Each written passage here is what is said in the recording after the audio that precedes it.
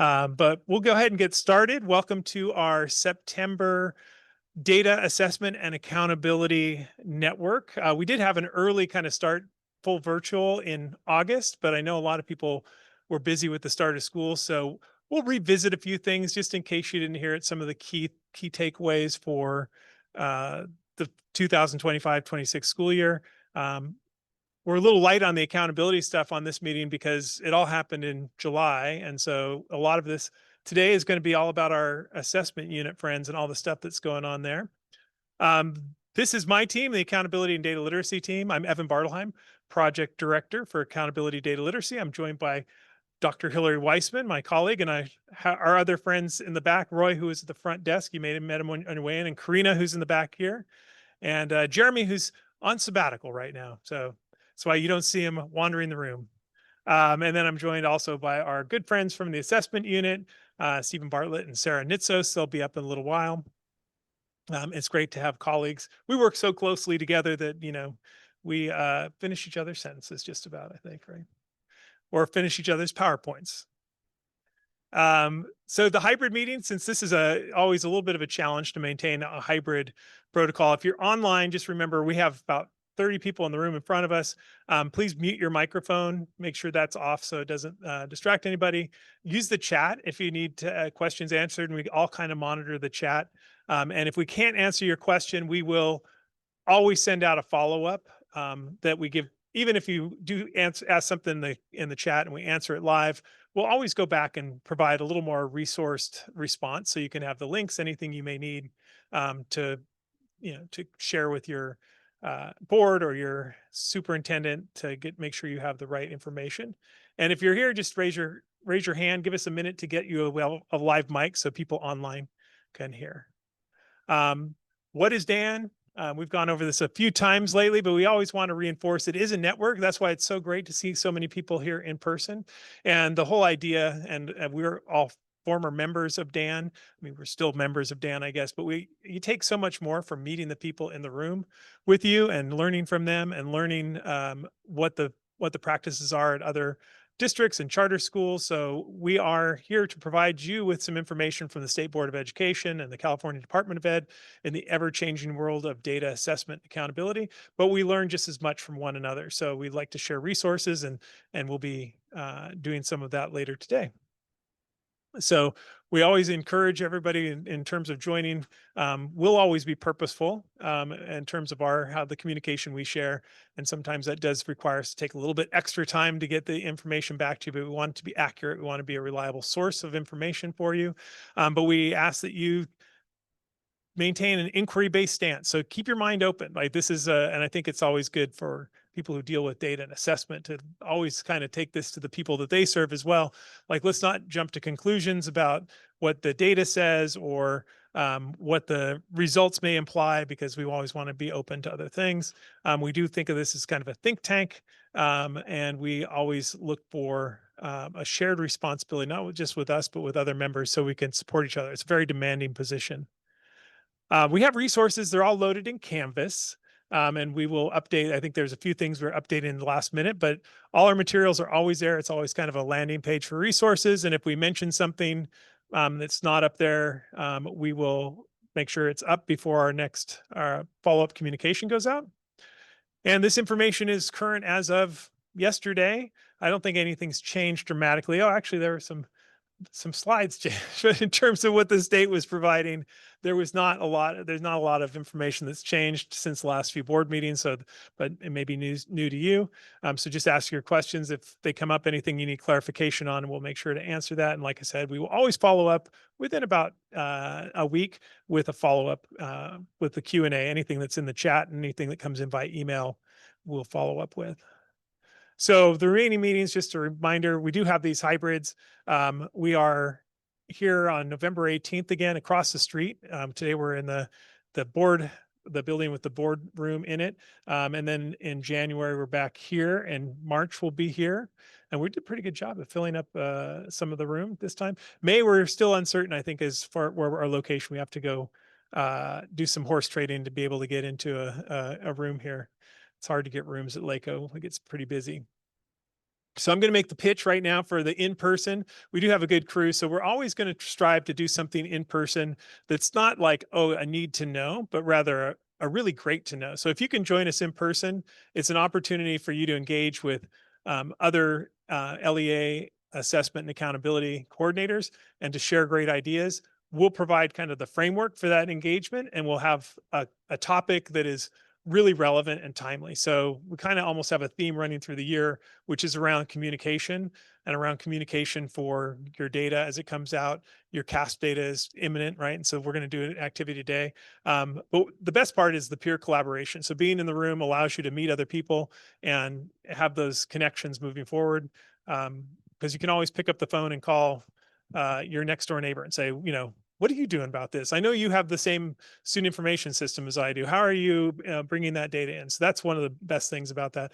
It also allows for some deeper discussions in the room that we can't really have online. Everybody knows if you're in Zoom, you know, the minute you go to breakout, you lose half your audience. So if we, you know, we want to have in person. So when we get to these breakouts, the end of the activity, the extension, we're just turning off Zoom. So if you're on Zoom, fantastic. There's everything you'll need to know is going to happen in the first part of the meeting, but the extension, we want to go fully in person, you know, in real life. So that's my pitch. So if you can make it here, people are driving from Lancaster and San Diego, you know, it's got to be good, right? So in the chat or in person, would you just, what's some little simple joy or moment from this last week that has brought a smile to your face? And if you're in person, just turn to the whoever is at your table and share for a minute, and we'll read out some of those in the chat. I'm gonna give it a minute. Okay, Marcus, I let him know he's answering questions the entire time. Sarah will remind him when she gets up there.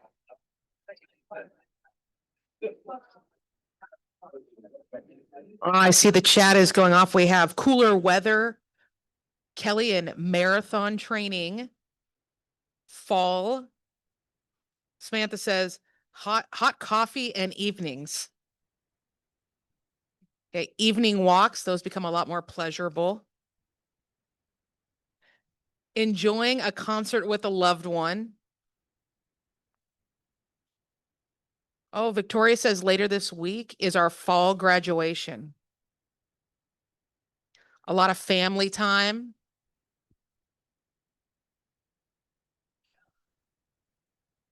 Oh.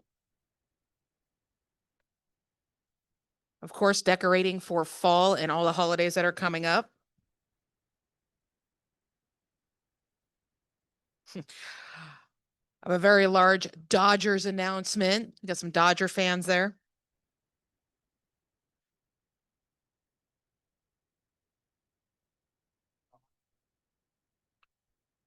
All right. Does anybody in the room have anything that was extra special that they heard at their table? Any special moments that you're like, oh, that's, yeah. I know I had, I just sent I'm an empty nester. I sent both my daughters off to college, and I'm like, my phone it's like, you know, the phone rings and I'm like, middle of this meeting, if my phone rings, I'm like, oh, you guys, I'll be right back. It's so great to hear from them, but one of them's in Boston. So there, she sent a picture and it is very much starting to look like fall. So I'm like excited. We're going to go back and visit. Anything else though in the room that was really interesting? Baseball fan?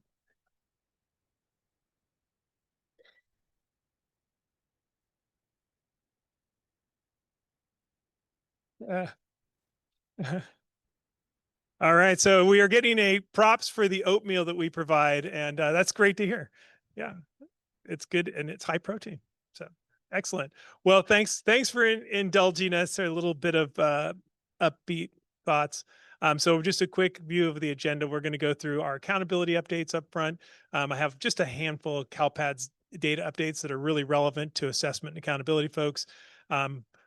A couple professional learning opportunities we want to point out. Then our assessment team will come up and give you a pretty extensive, there's a lot of stuff going on in assessment. I know Marcus is here. If you can take advantage of Marcus, we'll be answering questions in the chat. If you have assessment questions, he'll be answering those as we go.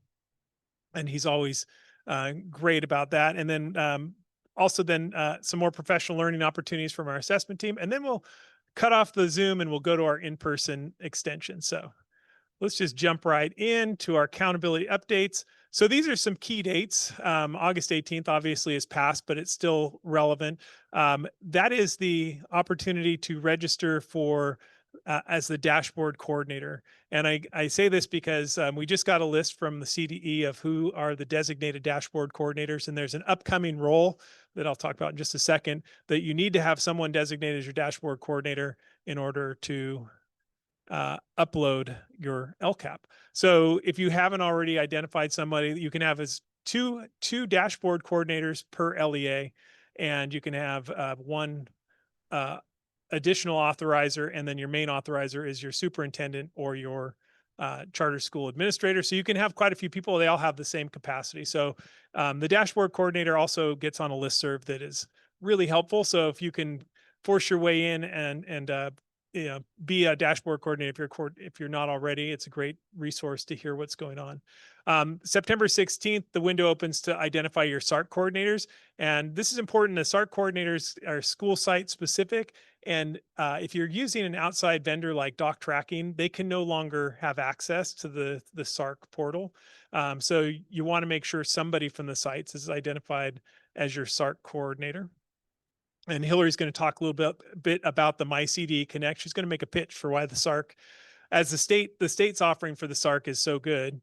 And as I mentioned, October 13th, a short window opens for uploading your approved LCAP to MyCDE Connect. And this is for, if you're in a district, this is the county approved version of it, not necessarily the one that your board approved, but rather the one that you got back from the county. So you want to make sure you upload the right one, and that's required by no later than October 31st.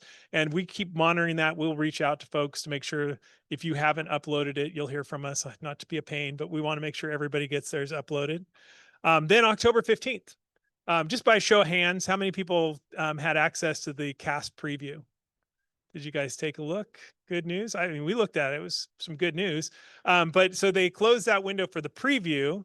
It came out super early. And so the official release date will be October 15th. I did ask the CDE last week, is there a chance it'll come out earlier? Because the preview is pretty early. And they said this year, and this year only, there's a slight chance because next year they'll have to align with the dashboard release on October 15th. And that's a statutory thing. But this year, they could release it a little bit early. So they didn't pin it down. They may not, maybe it'll just go up on October 15th, but that could be up sooner rather than later, just because we know it's ready. And they got it ready in record time this year. And from what we've seen, the countywide, I can just say, we were above, for all students, above the COVID levels. So pre-COVID for both ELA and math, just a slight uptick, but that was great, and I know we saw this in a lot of districts as well. So let's see, then November 13th is a dashboard release, and also the LCFF, differentiated assistance determinations will come out on that date. And on December something, they'll release the ESSA, that's the federal support determinations for schools, and it'll be the TSI identification or exits from CSI or ATSI. And they'll also release the growth data and the growth data file in December. And I don't know if you looked at it last year, this will be the second year that it's published, but the growth data is really exceptionally interesting to me. So we'll do some support around that again when it comes out, but it'll be interesting to see if the second year is consistent with the first year for your student groups in school. So just a quick review, because we went over a lot of this before, but just a few things that the state will be working on this year that may be of interest to you. So the student level growth data, which we just mentioned, there's a consideration as to whether this will become a full indicator in the future. And as such, on the 2026 dashboard, as such, it would be included as a criteria for state and federal support designation. So it could be baked into the differentiated assistance and the CSI, ATSI.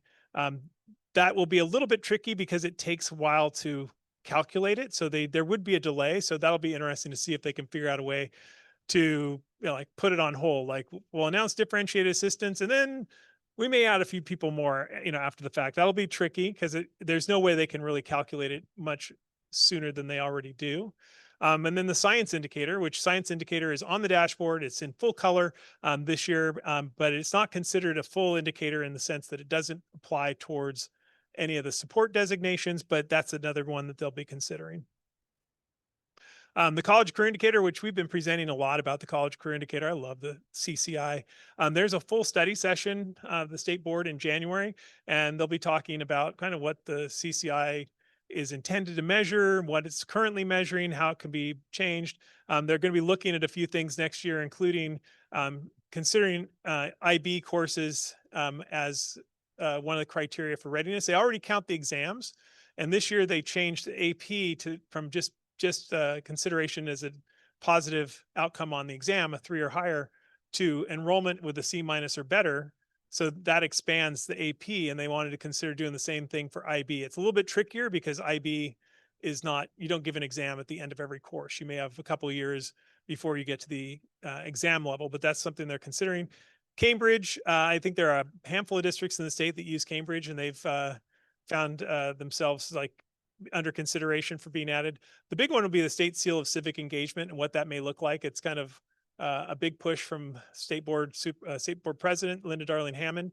It's just kind of murky as to how they would measure it, but that's one that may be of a lot of interest. We had a lot of students who submitted for that. And then there's some new career measures. They've been collected for a while, but not included. And those include internships, simulated work-based learning, the consideration of the Armed Services Vocational Aptitude Battery. So there are 4 or so that they're considering adding.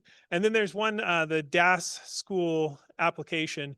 They didn't have a way to measure credit deficient students. And if you're a DAAS charter school, this is really relevant to you. So this year they kind of punted. So they got an extension if you had applied in time for DAAS status. And one of the measures that you say the reason we're DAS is because we have credit deficient students. They couldn't measure it, so they give you another year. Next year, they'll figure out how to measure that. And then finally, as far as the work plan, they're looking to do some alignment. We were just having a conversation earlier about the teacher assignment monitoring data, which we'll talk about also has been released. But it's the terminology is different, and the DAS or the TAMO data appears in a lot of different places.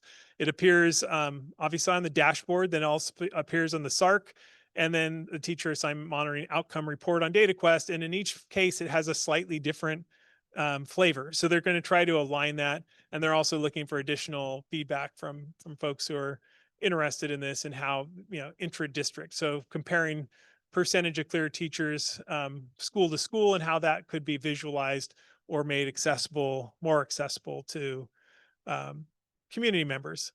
Then the LTEL student group, this one's, there's one change we'll talk about in just a second, but the recently reclassified students, they're looking to add these students into part of the LP just for the purposes of state identification, right? They can't do it for federal because that already got rejected, but they could include recently reclassified students as part of the calculation for differentiated assistance. So that'll be under consideration.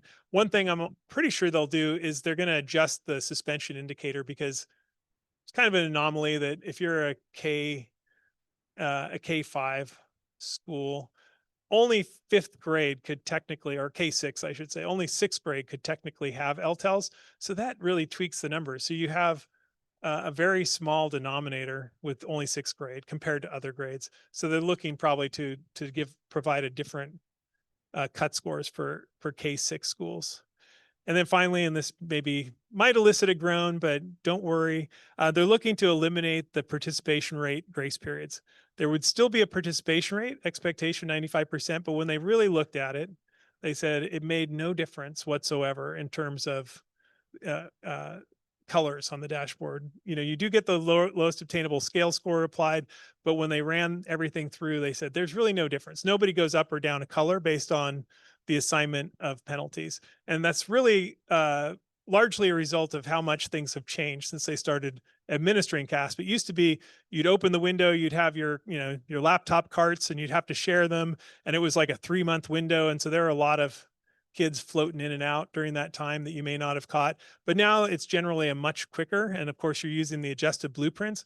It's a much quicker testing window for the most part. And so there are far fewer kids who are being, exiting or entering a district in that within that window. So they're proposing it would make it a lot simpler and more straightforward locally to determine to estimate your own participation rate. But they said they're going to present all the data, so everybody can rest assured they'll present a lot of data to make you feel comfortable before they would eliminate the participation rates. Or, sorry, the grace periods. Participation rate stays, grace periods be gone. As far as the ESSA supports, just a reminder, this year we're kind of in the middle. So all we're getting this year is the identification of schools for targeted support improvement, TSI, and any schools that exit CSI, both grad rate and low performance, or ATSI. So if the criteria line up and the schools can exit that status, it doesn't remove them from the Williams list. That Williams list is kind of locked in for the 3 years, but it would change their reporting and what they have to put in their plans. And then next year, the 2026 dashboard will be the start of a new cycle, and we'll go back to identification for CSI and ATSI. I'm going to pause for just a second. Any questions around that? Okay. Just a couple more things, and I'm going to hand over to Hillary.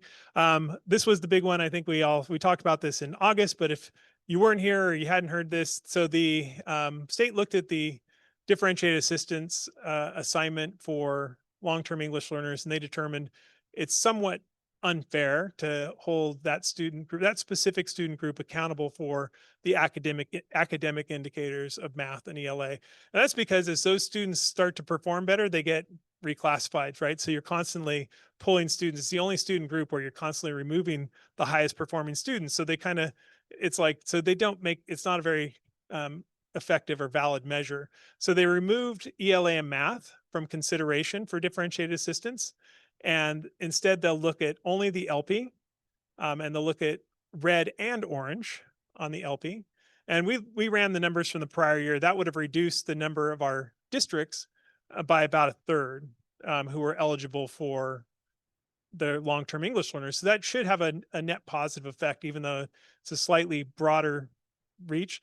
And if you were in a charter school that was identified for long-term English learners, they go back and recalculate the prior year. So they apply, because it's a 2-year differentiated assistance calculation. So they'll recalculate the 2024 dashboard using the same criteria. As they have to be consistent. And there are a handful of our charter schools in differentiated assistance for whom LTELs were eligible. So I think at least one of them that group would be removed. And then the science indicator, we know it's going to be on the front page, but again, it won't be included for LCFF determinations.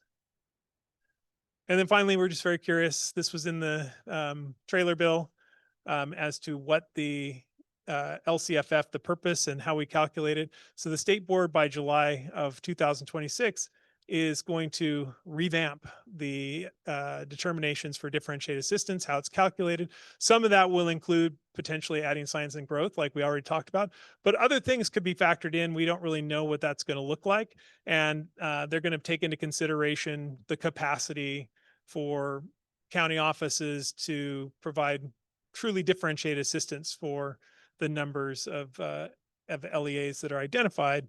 And sometimes, particularly in the year after COVID, we had a lot of districts who were identified, but a lot of them by the next year were out. So that'll be a part of the conversation. And I think I'm handing off to Hillary. Were there any questions in the chat before I step down? Okay, good. Stunned silence. That's always how I love to leave people. And we'll pick up from there. Very light, as Evan said. Just some reminders. And so this will be very quick, so don't you go too far. So I wish this slide read instead, CDE releases TAMO data finally. So I know it came out last week, and I know that it was maybe buried's not the appropriate word, but it wasn't clear and present, not email. Okay, it also came out with some other information, and I know that we have some of our LCAP friends in the chat, and they're probably very excited that this was released as well. But just as a reminder by the state that, LEAs, you guys have to present this TAMO data as a non-consent agenda item before your governing board, alongside other local indicator data reported before July 1st. So if you aren't on the board agenda, you want to get on the board agenda and reshare this with your board. And we've also decided in the Canvas page, there is a link of a sample board agenda item. So for your reference, so please check that out and look at that. Within that email was also the certificated staff demographics, and that too has been a little time in the making. It's about 5 years, I believe, since it's come out. And these reports are interesting, right? These data reports are based upon certified or certificated data that's submitted and certified by districts. It comes from the CALPADS Fall 2 data submissions, and they reflect staff demographics and assignment information as of what's out on Census Day for the corresponding year, and it includes things like staff race and ethnicity, education levels, years of experience, and student staff ratios. These reports, they allow for staff data to be further disaggregated by, let's see, teachers, administrators, pupil services, and other non-instructional support staff. Additionally, by school grade span, staff gender, and by charter or alternative school. And we also linked all this information and additional resources on this slide for you and in the Canvas page. What's interesting are there are some key findings that came out that were good to hear. And so some of those findings center around highly experienced staff as a backbone. You'll notice in 2024-25, you have an 88 and some change % of teachers who have more than 2 years of classroom experience. And that's pretty consistent and extends across other roles. And that's been pretty steady over the past few years. Advanced degrees amongst educators. Nearly 45% of teachers hold a master's degree or higher, signaling deep content and pedagogical experience. Let's see, better classroom ratios statewide. So you'll see, student to teacher ratios that have improved. Gives us a little bit more individualized attention and reduced class sizes, so we can kind of circle back to students who need it the most. Some additional key findings center around improved support staff ratios. Once again, you have student to staff administrator ratios that have dropped, and student to pupil service staff ratios that have dropped, which just signals an increasing access to critical supports that students need, and growing diversity in leadership and support roles. Overall, the same period, the Hispanic representation has surged. So 55% increase in Hispanic pupil service employees, and a 20% rise among administrators, and a 21% gain in Hispanic teachers. This is all to say that there's experienced and credentialed educators across the board. It's steady. Classroom sizes might be declining, but that is an increase in our services to students that we may have.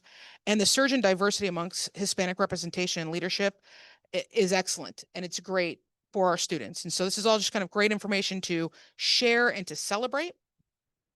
As we move along, My CDE Connect, a unified approach. So as many of you have already aware that My CDE Connect unified system is a helpful tool. It's developed for you to manage multiple programs in one location. You have certain things on there like the SARC, the California School Dashboard, your local indicators, as you see, the LCAP, and the LCAP e-template. Evan mentioned it earlier, so we have a little bit of a plug here because there are 2 ways that an LEA can upload their information for SARC. The first way, as you can see, it's free. Okay, over 90% of that information is populated by the CDE, and there is Google Translation function in over like 70 different languages. You can even have a new option right here, as you see, to roll over prior year narratives, which means limited adjustments and alteration for you. The second way is you do it on your own and you pay. So there's our plug because it's free and it's very easy to roll it over and it saves some time. So there's our plug. We hope that you're using it. And just a few updates with regards to SARC dates. So the CDE provided that data. It's a little bit more available to everyone. And as you can see, late October is the initial data, and mid-December is when that second part, the final data, will be coming out and populated in there. Dashboard toolkit and technical guide. So the dashboard, as the dashboard comes out and everyone gets very excited when it's released in November, we want to make clear that the communication toolkit, it's released in tandem with the dashboard. So educators and parents and your community, they have access to all those flyers, those talking points. Um, they have the visuals as soon as possible. So that's the communication part. The technical guide, meanwhile, that comes out a little bit later, a few days later, or a week later, and it rolls out a little bit slower because in that situation with the tech guide, they capture the detailed revisions of those calculations, all those business rules and adjustments made kind of behind the scene, and they require a little bit of additional development time and validation before they're made public. One thing I will say is that when that technical guide does come out, one of the most valuable components are the scenarios that are embedded. And sometimes when you are the person who is having to teach or coach the rest of your staff, those scenarios will be very helpful. I'm sure we'll tap into them as we move along. But just so you understand that you might not see the tech guide released immediately when the dashboard comes out, but stay tuned. And lastly, the CDE's accountability afternoons. I put this up here and we decided you guys are very busy. Let us do the work for you. Let us go to the afternoons. We're there. If there's questions that our group has, we elevate them. We bring them to the attention of the CDE. But we are in attendance. We take notes. We screen capture it. And we will take all that information and we will then provide it in our DAAN flashes or our DAAN digests. So stay tuned for those. Those will be coming out. As you know, we have one coming out a week from today that has the questions that are in our chat and were asked throughout here. And I believe, oh, this is going to bring us to the data updates. Come on down. Thank you. I joke with the CDE because it's a webinar, so you can't see how many people are on those accountability afternoons, and we are the people who totally nerd out about, oh, the dashboard. I'm like, you see, like, there's probably a dozen of us, right? And they're like, oh no, there's actually like 90 people. I'm like, oh, I don't feel like I'm such a weirdo. And then of course they go, well, that includes like 15 of us from CDE. I'm like, okay, well, so I am a weirdo. But just out of curiosity, that the staff data, it's been 5 years since they published that. And it was, there was at least one district who'd been asking me about it and you're just not aware. Has anybody looked at that data or found a use for that data? There is a flyer that we've posted. That's kind of an informational flyer, like that might be of interest, but consider taking a look at that data and how you might be able to use it. Cause you can drill down to your own LEA level and see how your data has changed. Cause that's, you may have an interest in your teacher recruitment and hiring. It may be interesting to your parents as to, what the representation of your teachers is, how much it reflects your student body, and maybe some initiatives that you have for hiring new teachers. So it's good. It's a good source of data. So just a couple quick CalPads updates. So there's a big change this year in terms of the dates and more so the format for end of year, which is way out in the future, but I just want to put it on your radar because this is where the dashboard data is largely collected. So they have to pull the deadline in earlier each year, because next year we'll have the October 15th will be the publication date. So that moves up the first submission date, the certification date, to July 31st. And by comparison, it was August 8th this year. So it gets harder and harder for the CalPads people to get everything in. And it's important to provide them with support. And because so much of this data is stuff that the accountability folks want to take a look at and verify, I'd say start planning now for how you're going to manage that end of year data, particularly things that maybe your counseling staff needs to see. A lot of times the counseling staff leaves before the end of the year. And so you want to have the eyes that are closest to that data take a look at it to make sure you have the valid data. They also did some streamlining of the submission process. This is like probably something you don't care about, but they basically went from having 4 separate submissions to 2. And really everything goes in EOY1 that previously did all the CTE stuff. But then they shifted, and most of the EOY2 information is for special education. They do allow that EOY2 to come in a little bit later. I know I said the deadline moves up. This is kind of the extension that gets completed in time, in the same timeline as the August 17th data pull that they use for the cohort data. So it's so slightly different. It's not truly submission. The data pull on August 17th is its own thing, but this allows for those graduates. So these late grads, that hasn't changed. Students can graduate, up till August 15th, and then that data has to get quickly put into CalPads to capture them for the 4-year adjusted cohort graduation. So that's kind of what they've streamlined to make sure it's as accurate as possible and to catch everybody. So the benefits of this change will hopefully be greater accuracy, consolidated submission, fewer errors, and we're trying to support our districts. If you don't have somebody who attends our CalPads network meeting, we encourage you to send somebody. You may be interested in it, just because we try to focus more on the processes and less on the technical stuff. That's good for CSIS, but we're trying to always be, well, what can we do to make this a shared responsibility that makes our data more accurate? This one I thought is just a good plug. This just came out this week. And reminder, last year we had the California College Guidance Initiative came out and spoke. And we can have them out again. They're really good. And this is, it's not just good for students. And having just filled out both the UC and the Cal State applications last year, I can tell you it would be really nice if you didn't have to manually enter all that information.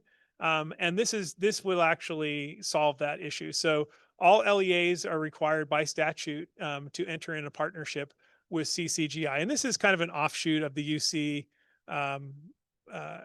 and CSU A through G folks. And so this system actually streamlines, it validates all your data, your student level data in terms of courses that are approved for A through G, and it gives feedback. And students will have an once you've entered into an MOU, students have access to a portal. They can kind of monitor their own data.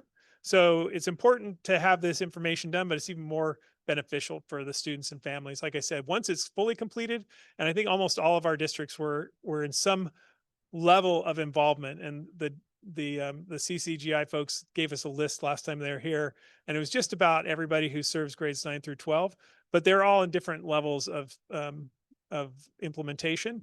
But once everything's in and it's really functional, it actually gives you, it's going to clean up your data. It'll give you a lot more insights into whether or not all your courses are A through G approved, and students can, like I said, they can upload automatically so they can make sure all their information is entered accurately. So whether or not your SIS is compliant with the data formatting, you still have to have a data sharing memorandum with CCGI that's in ed code. So just be aware of it, but it's definitely beneficial for LEAs. And then finally, this is kind of cool because it's so hard to identify those LTELs. The old definition was really tricky, but the new definition that's outlined in ed code 52052 is pretty much straightforward, right? A student who hasn't been reclassified within 7 years of their initial identification, either initial enrollment or their initial ELAS, whichever came first. And so now CalPads has some new functionality. So they have the enrollment extract includes some LTEL related fields, such as the provisional LTEL start date. So it looks at those things. So you can have that information and pull that into your student information system. And so it'll identify the current LTELs and students who are at risk of becoming LTELs. Students are in their 6th year. So, you know, these students will become dashboard LTELs next year. It also, the cohort report updates have allowed you to see if your student's about to graduate. There's an LTEL filter now, and there's an LTEL column for the student level detail. So you can see who your students are, and it'll tell you when you run it, even if the student's in 10th grade, that cohort report will show, you can just set the grad year and it'll show you who your current kids are who are LTELs. So if a student is an LTEL in 9th grade, and then they're reclassified, they're still an LTEL for the purposes of the dashboard when they graduate. So it's good to keep that in mind. So you can make sure you provide services to those students, you know, that's very small student group. Oftentimes, you know, you think, oh, they're reclassified, they're no longer an LTEL, but they would be if they were an LTEL at any point during high school. And then they're going to add some additional report functionality next year that should be helpful. I just want to plug it since it's the data section. Hillary and I did this this workshop last year for 21 CSLA, and several people from DAAN actually joined us. It's targeted towards school level leaders, and in particular school level leaders who may be just, you know, new to the position or kind of new to running a site council, things like that. And we really dive into how to look at data throughout the year as a school leader. But it's also helpful if you're a district leader who needs to train new principals in how to look at data. And we kind of take it a whole year cycle and we look at data throughout the year. A lot of emphasis on communication, a lot of emphasis on how to analyze data, how you complete a needs assessment, for example, and looking at data throughout the year. So we have an online meeting on November 17th that's going to be here. And then subsequent meetings are online. So it's pretty handy. They make it that first one. And we had a really good time last year. It's very interesting, the folks who show up. And it's open for 21 CSLA. It's actually pretty expansive. It includes all the way up to Ventura County and Kern County. So we get people from outside LA County for these things. And this is something I always forget to do. It's always the very tail end. So I'm going to stick it right here in your agenda for today and here. Before you leave, please give us your feedback, just because it helps us make these sessions more relevant. And, wait until my assessment folks go, because, they're going to be awesome. And it's going to go from like a 6 to like a meh to a woo. Yeah. So, but I don't want to forget plugging this, because we almost always forget to put this in there. We do want your feedback. And we try to take that into account and adjust our meetings accordingly. And with that, we had a couple questions. Hold on one sec.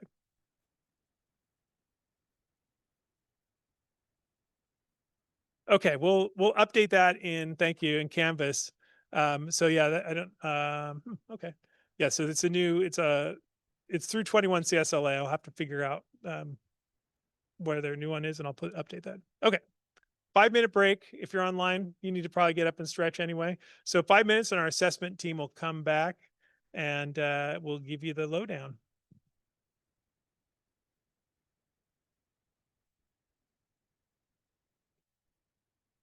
All right, everybody, in order to get to our after activity, we're going to call you back and we're going to get started with our boy, Steven.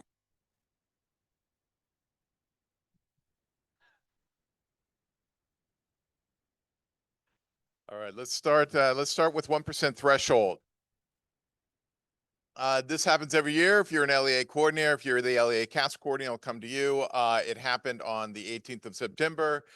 The survey for the 1% threshold on alternate assessments justification, this is a state level requirement and is required by the federal government. The ED letter, the letter that asked for a waiver for exceeding the 1% threshold, was part of the attachments for this last September Board of Education meeting. And in that, it shows that state of California went the wrong direction in their CAA numbers by about 500 statewide. That's about 0.1% on each of the 3 assessments that are involved in this this number.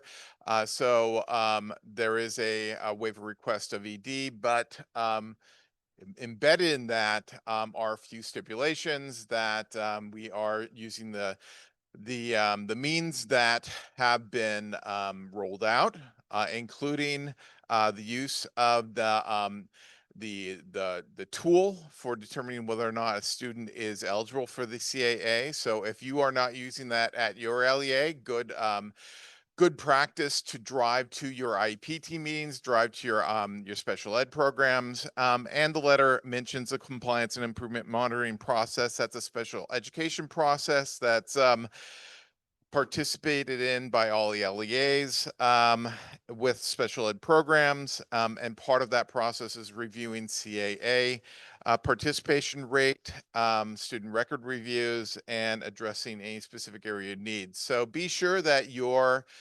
IEPs are using those tools that are available to you. The decision-making tool for these alternate assessments, currently the state is increasing instead of decreasing down. Of course, that percentage we're at is, I believe it's 1.3 this year rather than last year's 1.2%. We're close to that 1%, but if you're over, look at those programs and ensure that every individual child, and it's about every individual child, is appropriately determined to take that CAA.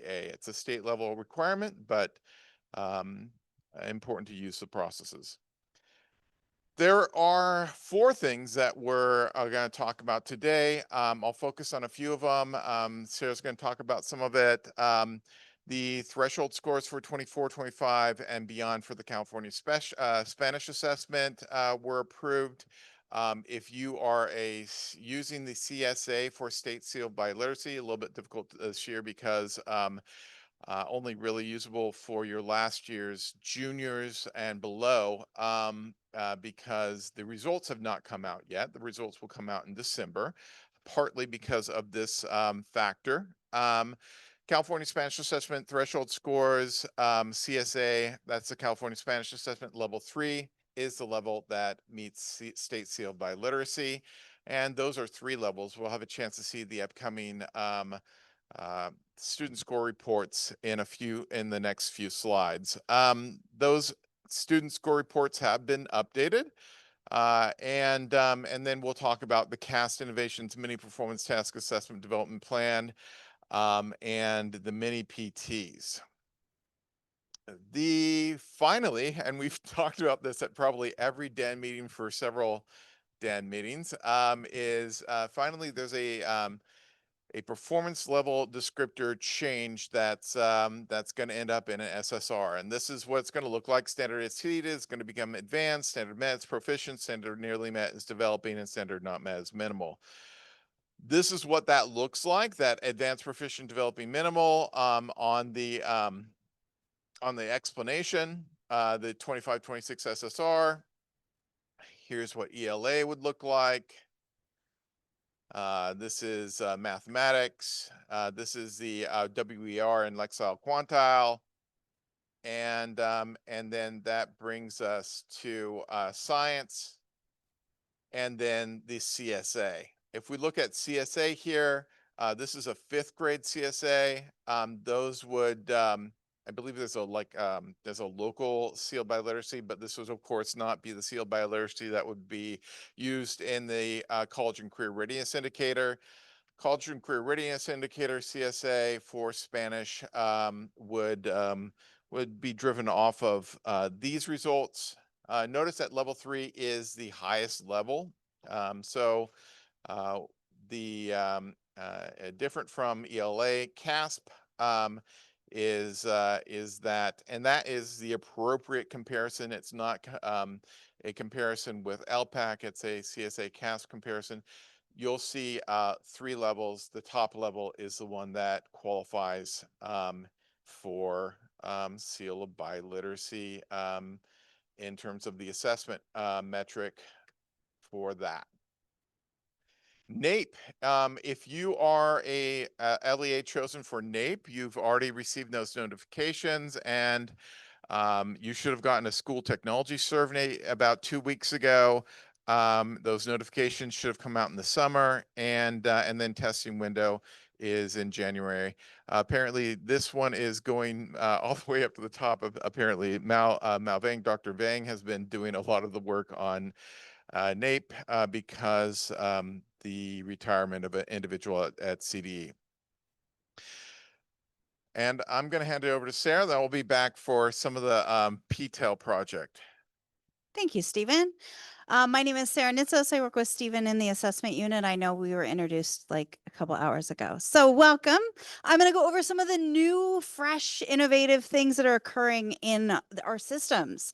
So first with SIRS, there's now the ability to print a single report that contains all of the tests. Historically, you had to go back and print one for every single test. So now it is for all of them, which there's applause in the room, and I'm sure there's applause online. Additionally, they used to have a little button in the bottom corner that said instructional resources. Now it explicitly says tools for teachers. So it is really, really clear that those instructional resources live in the tools for teachers ecosphere. Tools for Teachers also has a new look. It is really a cleaner, sleeker approach. Prior in the previous years, these likes, bookmarks, notes, share, print, they were just little icons in the upper right-hand corner. Now they're very explicit. They're right underneath it. So people can write their notes right there. They are saved. They can share them with anyone else who has access to Tools for Teachers.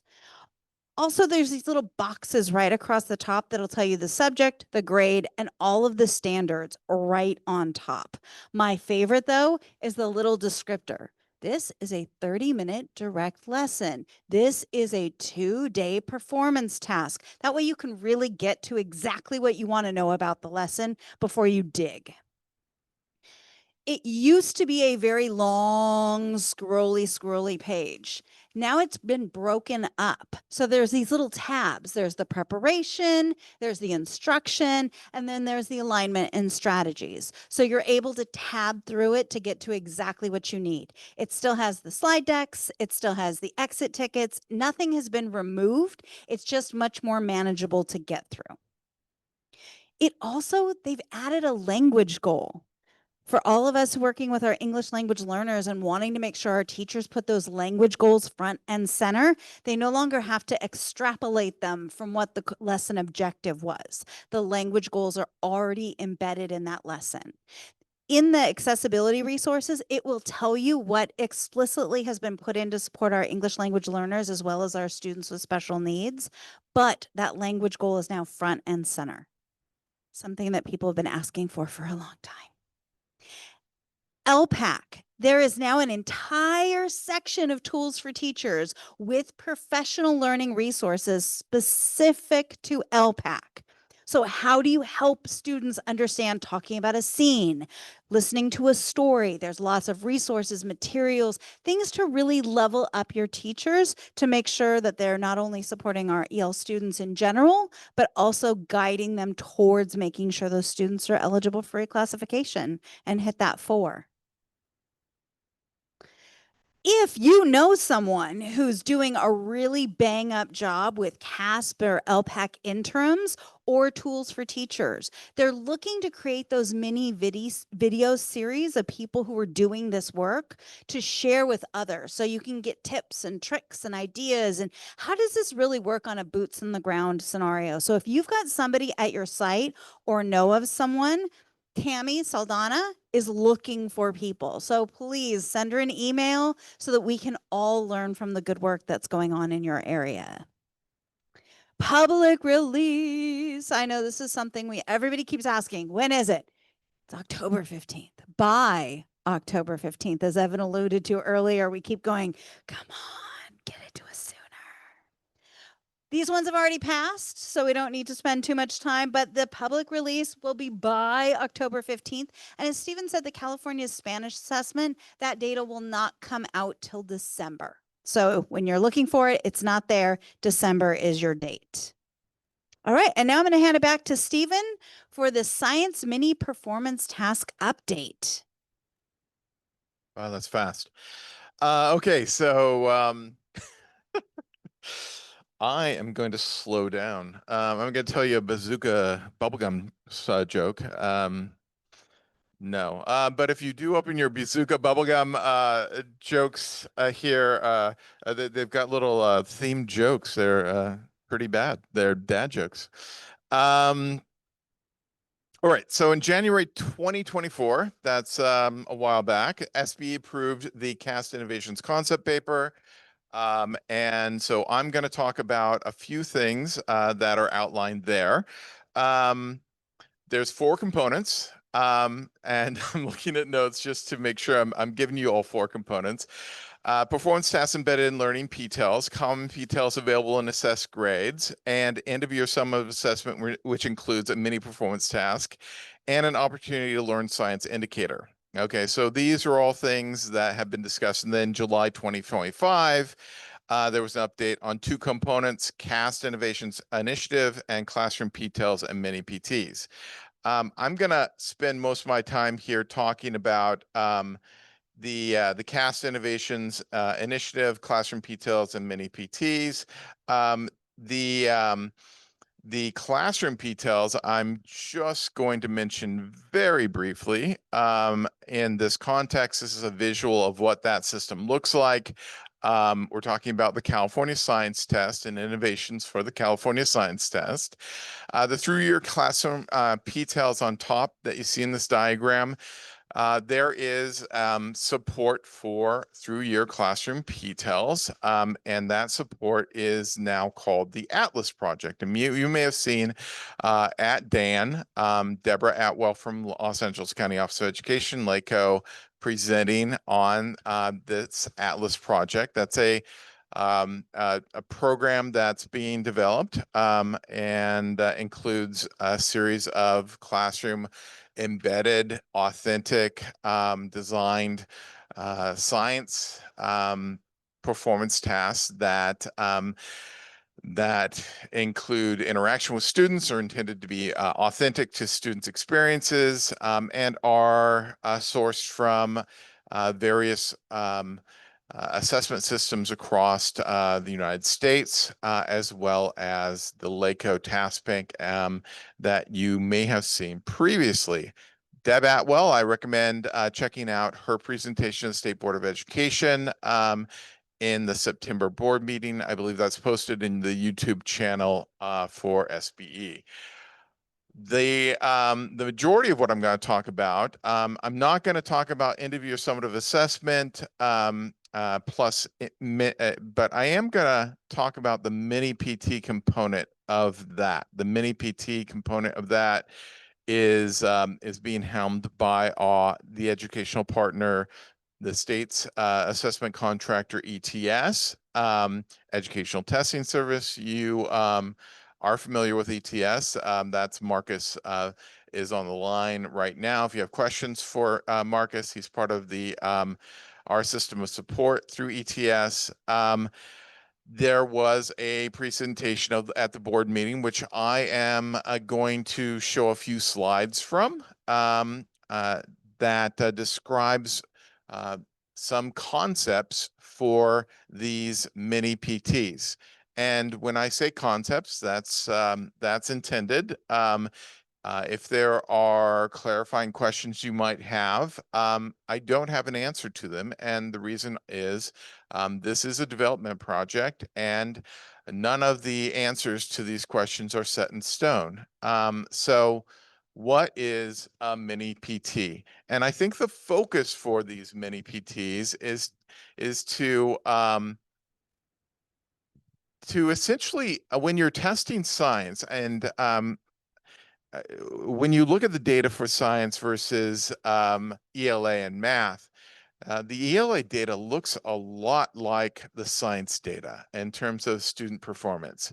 I think embedded into the intent for mini PTs for being a component along with end-of-year summative, so two components of CAST in this design, this innovations design, is going to be many PTs that are going to be taken throughout the year, and it's intended to be an assessment of science that looks like science. So in those terms, looks like science, it's intended to be authentic and educative. So activities that support students in developing science understanding, practices, and comprehension, all embedded into a common task that students will be engaged in during the school year. What does that look like? What does that look like in elementary school versus middle school versus secondary? That's all open questions, and ask any of those questions, and there's not necessarily an answer. In fact, there's an opportunity, and the last slide in this section is going to be a slide about the current progress, and the current progress is being part of groups that are making these decisions or creating this. All right. If we look at the proposed working design for the mini PTs, they at the board meeting, at the State Board of Education meeting, they showed an example, which was, I'll dub it Keep Tahoe Blue. So Keep Tahoe Blue is a investigation that students are taking, and they're using something that I remember from my first year teaching. My first year teaching, I was part of a grant that got us a program called Gizmos. So we got these gizmos, and gizmos was, I'm not sure who the vendor is that creates gizmos, but if you Google gizmos, it's out there. It looks a little bit like that platform, in that students are engaged in a science activity in a way that they manipulate what's going on screen and choose things to do on screen, and changes to the experimental process and the way the data is graphed by manipulating a digital simulation. That's not necessarily what the final product will look like, but that's essentially what the Keep Tahoe Blue example that was presented at the State Board of Education looked like. Embedded in that is intended to be some things that allow a student to engage better. For example, you see in the top left corner a student's picture and a voice. So part of it, the example was each student having embedded things that you may recognize as designated supports in the ELA and math, or accommodations in ELA, which would be text-to-speech. Text-to-speech being available as a universal tool for students, but based on student choice, that allows them to choose who their speaker is and potentially an image of that speaker that either they relate to or feel kindred to in some way. So the example showed more interaction, more use of universal use of what we consider to be designated supports currently in ELA and math, and potentially that might be part of what you see on the other side of this. This is what I was describing as something that looks like a little bit like a gizmo, or maybe it looks a little bit like the interactivity of a smarter balanced question, where it's not ABCD type interaction with an assessment, but interaction that looks a little bit more like science.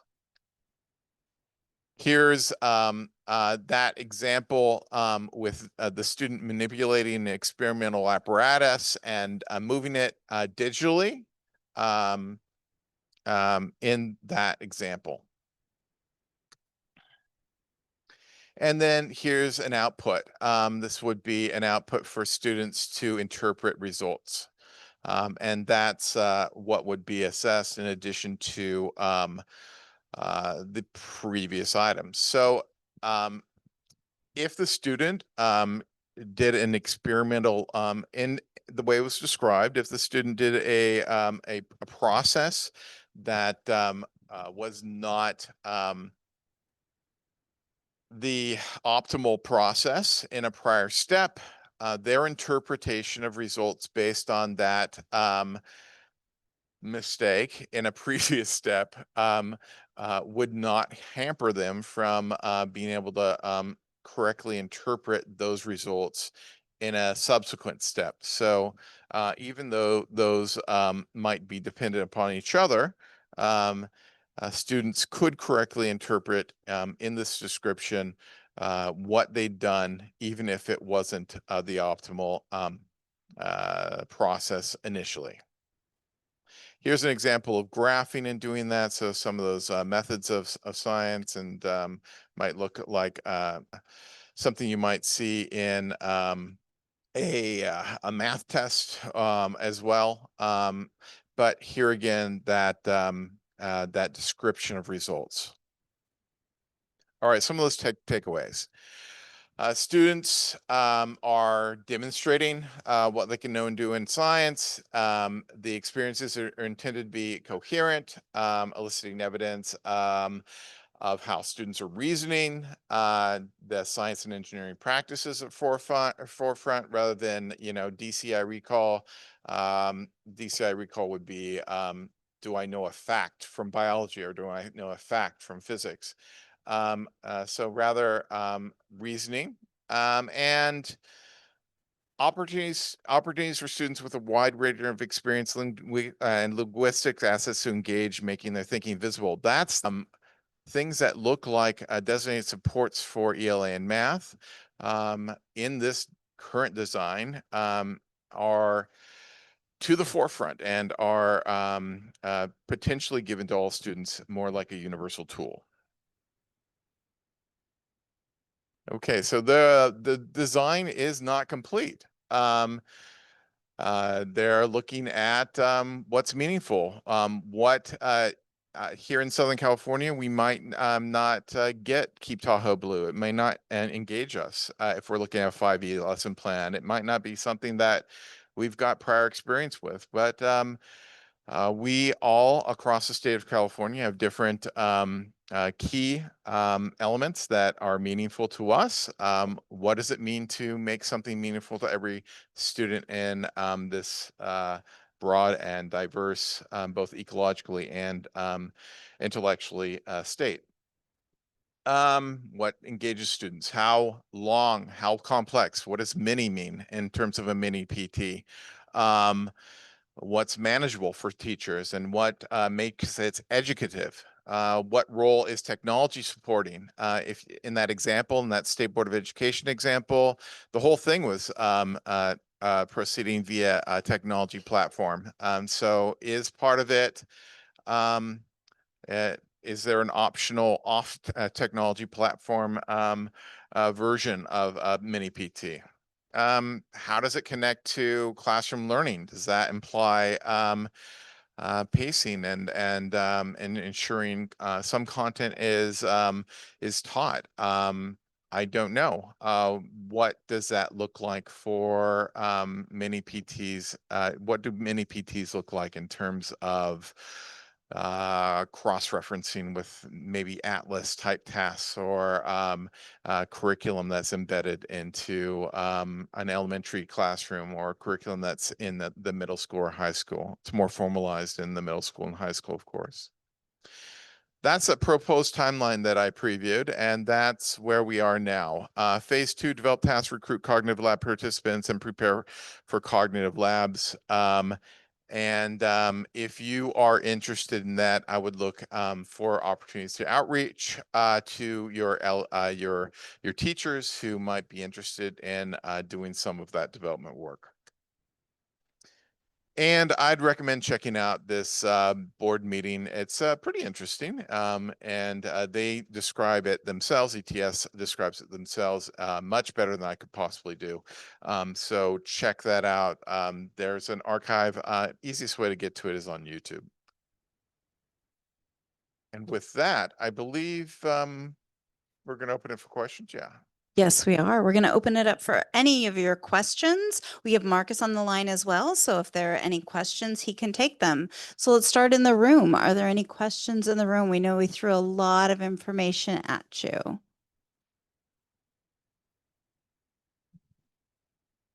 All right. How about in Zoom land? We can take you off mute if we need to. All right. Stunned silence. You guys are awesome too. I know there were some comments that I went way too fast. Sorry, coffee kicked in at the right time. So we do have two questions that popped up in the chat. One is, will the accessibility document be updated soon? Yes, I can answer that. So both the accessibility document and the matrix should be updated. I'm actually looking right now to see the specific date. Give me just one moment.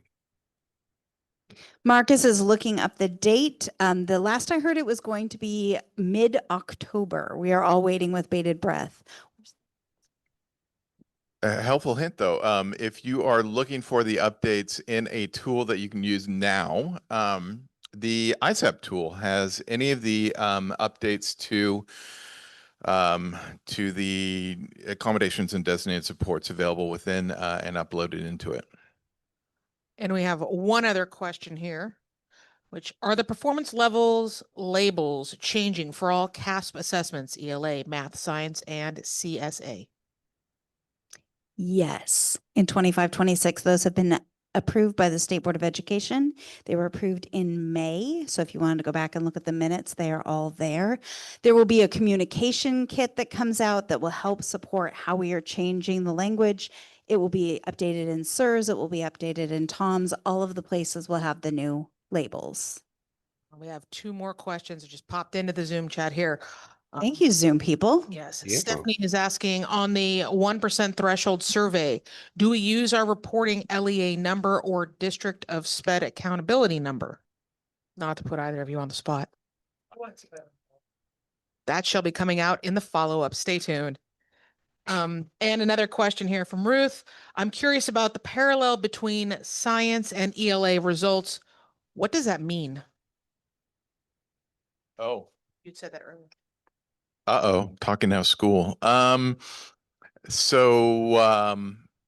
wish I had something to pull up to demonstrate this, but I suppose I'm articulating a perception that if you look at student results for ELA, that they correlate with the results for the CAST. You can see that most markedly in, for example, EL performance on the CAST. So if you look at your LEA's EL performance on CAST, it suggests for many LEAs that EL students struggle to perform on the CAST. Okay, I'm gonna overstep that describe something that was not an appropriate practice, but This hurts me to my soul. There was a group that worked with a school and they had a lot of people trained on how to be a scribe. And then they lined up all of the kids in the hallway and had them come in one at a time and sit down and do the CAST through utilization of a scribe. And oh my gosh, they got really good results. The intention of the designated supports are an individual is using this as an ongoing basis. If you don't use it every day, testing day is not the day. However, if Stephen broke his right arm and could not write, that might be a perfect, we need to have a scribe. But the blanket application, it's now Stephen's turn to cringe. I say it, you're not Oprah. You get a car and you get a scribe and you get text to speech. It is not meant to be a blanketed approach to give to everyone. so I would say if I were in my own personal understanding of the last bullet point on that slide, understanding what that meant, and that would be this slide. Opportunities for students with a wide range of experience, linguistic assets to engage, make their thinking visible, and things that were described such as the narrator available for every student embedded into it as sort of a universal tool. Of course, this is not designed completely yet. It's just what might this look like? I'd say the intent of that would be to potentially decouple those two pieces of data, the ELA from science, and intending to assess more of those science practices and the ability of students to engage in that, and not simply the students' ability to engage in the language. Now, that's speculative and interpretive, and so take that with a grain of salt. Just an update for all of you listening out there. I did answer in the chat the accessibility matrix and the CA assessment matrix and the accessibility guide, excuse me, will be updated as of October 13th. So next month it will be updated again, October 13th.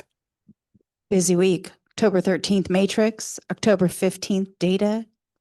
It's going to be a busy week. All right, we have a question here in the room. Hillary's getting that microphone over there. Fan of the microphone, but I feel like I just want to make sure I'm understanding the mini performance tasks for the science component. On the student point of view, how different is this going to look for them? How changed is it for the all the three grade level spans? I think what you have is in this design, as described, is something that looks like the CAST currently. You've got those discrete items plus performance task, but then many PTs are intended to be, in my understanding, used throughout the year. So maybe it looks a little bit like the alternate assessment for science. Was it- Maybe Is it a longer assessment now for the, I would expect this to shrink if this was being split off from it. and the mini PTs are new in 26, brand, Those won't happen next year. No, they don't happen in 26. no. They're in development. Yeah. We have one other question here. Don't go too far. Is the intention to have multiple mini PTs during the year or one mini PT in addition to the end of year? Yeah, I could only speculate. My guess would be multiple, but no, I don't know. Anyone else? Before we move on to another task, just checking for understanding for myself, it is a consideration of a very strong consideration to embed text to speech in the mini PTs to be able to really differentiate linguistic ability from I can figure out a science situation, right? I feel like backing up that whole statement. That would be a speculation and interpretation.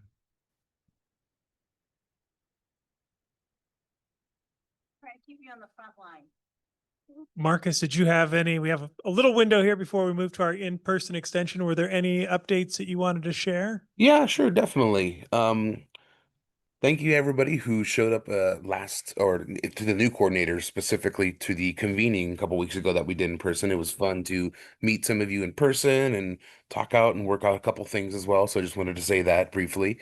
Um, in staying with, I guess, from the convening that we had a couple weeks as well, all the new coordinators and current coordinators definitely establish a good working relationship with your CalPads administrator at this time, and specifically for the initial LPAC. Because one thing I'm seeing a great deal of right now is trying to administer the initial LPAC test to your students. And a lot of the time, what's happening is either all of the demographic information is not being filled in and populating in TOMS. And remember, all demographic information comes from CalPads. So we need to make sure that the CalPads administrators are updating those before 5 p.m. during the business days, which is Monday through Friday, 9 to 5. Not on weekends or after 5 p.m. because if they are not updated or if they're posted from CalPads after 5 p.m., they won't be in the system the next morning as far as all their demographic information. So again, just make sure that you're checking with your CalPads administrator and when they're updating students, that all of the demographic information is being updated. That's really, really important. And specifically the fields for CalPads English language acquisition status, that must be TBD. And then the primary language field, which is in TOMS as well, that has to show any other language than English, and that includes ASL, American Sign Language as well, in order for the student to be eligible.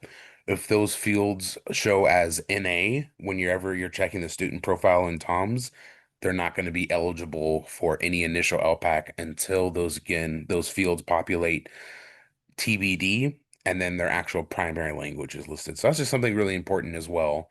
And then those of you who are still waiting for, who are part of the RSVP or the rotating score validation process, any students tested between a certain time are going to be included on the second run of pre-ID labels. So if you haven't received pre-ID labels yet, and students who tested, but will test, excuse me, test between September 5th and October 3rd, those labels and those pre-ID labels will be generated and sent to you starting on October 6th. So again, any students that you have tested for the initial LPAC that have generated an SSR and your LEA is a part of the rotating score validation process, fret not if you haven't received pre-ID labels. If they've tested between September 5th and October 3rd, they will be included on the next generating of the pre-ID labels And then we'll actually be shipping those out on October 6th, just so you know. So just a couple updates for the ongoing initial LPAC at this time. All right. Thank you, Marcus. Sure. Well, I think that actually we didn't have a ton of information, but we have an in-person activity. But for those of you who joined us online today, we'll give you back some of your time for your day. If you have any, oh, did you want to plug your upcoming events? Okay, I'm sorry, I stepped on your events. Oh, that's quite all right. I just wanted to plug that the assessment unit, we're doing all of our professional developments free and online. So if you have teachers who need to learn more about CAST, we're doing one on AI and how it might relate to support your EL learners. We're doing some on writing for your English language arts assessments. We're getting a lot of pushback and people saying, well, you know, the writing is only worth a small part of the state test. However, I don't think there's a person in this room who would, or on Zoom, who would say that writing is not an important part of life. So we're doing some professional development, again, all on Zoom, all free. We encourage you to share the information with whoever you think might benefit from it. All are welcome. And this is you, my friend. Okay, back to me. And I just want to note, we updated the link for that registration for navigating data in Canvas and in the PowerPoint that's downloadable. So if you wanted to send a principal our direction, or if you wanted to join us yourself, more than happy to. Our next meeting will be November 18th. So between now and then, we've got a lot of data coming out. So there'll be, I think, a lot more to talk about then. But for those of you who joined us online, thank you. We appreciate all your questions, and we will have a follow-up. And yes, thank you. She's so good. Now's the time, I guess you could fill out your comments. Was I not right? They went from like it was a meh to a woohoo. I think so. No, but so be sure to fill these out. For those of you who are here in person, we have an activity. We think it'll be really engaging. Please stick around. We'll take a little quick break. I was going to say it was a coffee break, but we need a bigger percolator because we are out of coffee, I think, right? So yeah, this is a good problem to have though. But so fill these out. And for those of you on Zoom, we'll see you on November 18th, if not sooner. Oh yeah. And here's our team. Once again, Evan Bartelheim, Dr. Weissman, Stephen, Sarah, and for all our support staff, thank you for joining us today. And we will see you next time.